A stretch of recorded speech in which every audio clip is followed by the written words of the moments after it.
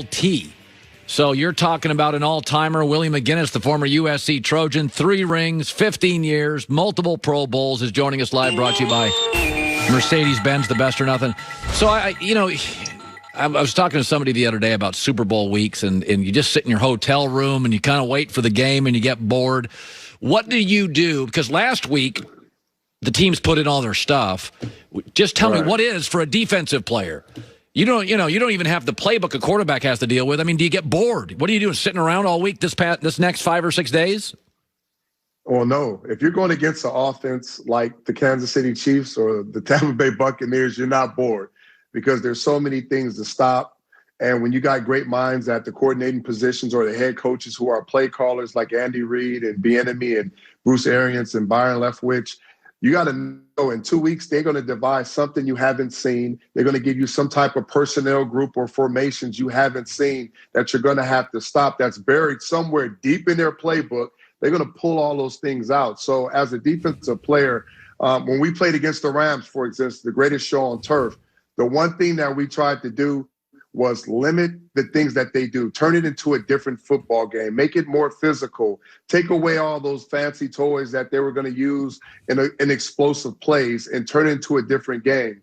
But the onus on a defensive, whether it's a defensive coordinator or a captain or players, is you don't want to forget or leave any rock unturned, because one mistake defensively with that type of personnel can turn into a touchdown or a big play. So it's repetitive, going over everything, trying to figure out what they may do off of certain things. They may change the different personnels, how they're going to use the different guys.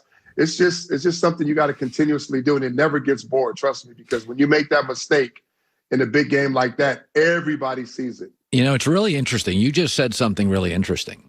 You said when you played the St. Louis Rams, you wanted to make it physical. You wanted to change the way the game was. Well, it's very interesting. Yeah. When I watched the first quarter last week of the Buccaneers and the Packers, one of the things that jumped out to me was the audio of the game. The hitting by Tampa was a little late and really ornery. And I'm like, oh, Tampa's trying to intimidate Green Bay. Yes. That's very, by the way, Green Bay's got all the toys, Kansas City. It is funny when I look at that, Todd Bowles is super aggressive. I mean, Vita Vea, JPP, Shaq Barrett, Levante David. These are like nasty guys. They're like physical guys. Yes. So what you're saying is probably same thing. Tampa wants this to be a street fight. They want it to be the octagon. They just want to they may hit late. That's what they do. Well, I don't know about hit late, but you want to be physical and hit early and often. If you look at the Kansas City Chiefs, Colin and Joy, who comes up to the line and aggressively jams their receivers? Nobody. Who jams Kelsey? Nobody, because they don't want to get beat off the ball and they don't want their receivers to run by people. But if you devise a plan where you can slow them down and Mahomes can't deliver the ball when he wants to get the ball out of his hands, and you throw the timing off, then that allows your front 4 or 5, which the Bucs have been getting pressure with, 4 guys or 5, they've been getting to the quarterback. It allows them to get to the quarterback. And teams don't understand that. That's why Bill Belichick and Parcells and some of these other great defensive minds, are so good, because they understand in order to get rushed, you don't always have to come up with some crazy blitz or come up with these type of different schemes. You got to allow the quarterback to not have his first options and pull the ball down. That will give the front 4 or front 7 time to get there. And teams are so nervous about getting ran by Robinson and Tyreek Hill and Watkins and all these fast guys that they have, they don't even give it a chance. So then they're at the offensive mercy of trying to figure out what else to do and jumping in the zone, jumping in man, and being one-dimensional, and it never works against those type of teams. So you were in multiple Super Bowls with Brady and Belichick. Does it feel different? Are there more plays? Is it more intense? What is a Super Bowl? Does it feel different being in a Super Bowl? Now, I know Belichick's not coaching now, but when you're in with Brady, and Brady takes a lot of the Bill Belichick stuff over, that intensity and that details. So now you're going to have Brady, which you've been in Super Bowls with him, and he dictates practice and dictates tempo and terms. Is it different? It's intense. Hell yeah. It's intense and it's different because the mindset is every play counts. Every play means something. And you don't keep looking back, but how you approach the football game, how you prepare, the momentum swings that you face in the game, the in-game adjustments and halftime adjustments, all that stuff is critical. So, yes, it's intense, and you got to have the right mindset going in. You can't be wilted by one play or one thing that happens. You got to be physically and mentally tough in every situation.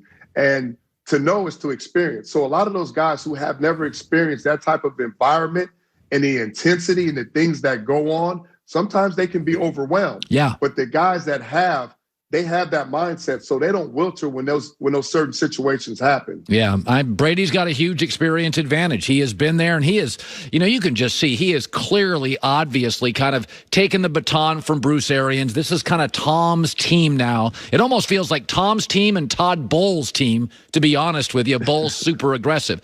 I want to throw this out there. I'm generally not a big fan of holdouts, but in Deshaun Watson's case, I'm totally supportive.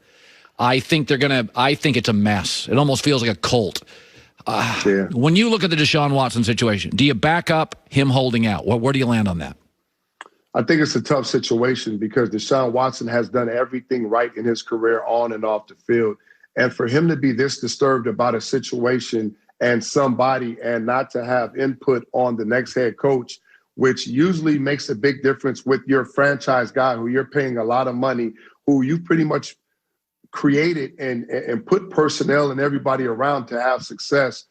It is to me a little disturbing. Now, Nick Caserio, who came over from the Patriots, he wasn't involved in all the melee that happened prior to, but he has been in some of these difficult situations with players and staff and different things to understand how to pretty much go in the inner workings of that and try to figure things out, have conversations, bring guys together, put people in place. That's why he's there. I would say to ownership that you have to listen to your players. If there are a group of players, important, impactful players, the best players on your team speaking out, don't ignore what they're talking about. Sit down, listen to what they're saying, and see how that affects your team. If the players are not buying in, it doesn't matter who you bring in as a coach, who you bring in as a GM, who you bring in wherever, you will not win football games if the players don't buy in. Yeah. So everybody on every level, they have to be on the same page. Deshaun Watson is not only standing for what he believes in and holding out, but he's standing for all the other players that don't have the status or the voice to do and say what he's saying. So it's not just him. Understand that. That is very important. He is representing a lot of players on the Houston Texans who firmly believe exactly what he believes. But because he has the power and the voice, he is the one taking the onus of holding out and putting it out there. Yeah, well said. Good stuff. Willie McGinest, 3 rings. Join him on the NFL Network. Follow him on Twitter and Instagram at Willie McGinest, a proud USC Trojan. Good talking to you, buddy. Love having you on. Thanks, Willie. Always. Thank you, guys. You bet. Made some really good points today. Yeah, he's speaking for the players. Listen, I'm not a holdout guy. I think you sign a contract, but I also know contracts get broken all the time. They get broken all the time. So, and if somebody behaves badly, break the contract. You can own a team forever, and you can run a team forever, and you can coach a team forever. You can't play forever. I think players show incredible emotional discipline. I would be a nightmare if this career was 8 years, and all of a sudden I feel like I'm run by a cult. You gotta be kidding me. These players are great. I'd be throwing sandwiches at people. I would be just not Jersey Mike subs. Those are too good to throw away. Hour 2, Nick Wright, Steve Smith, The Herd.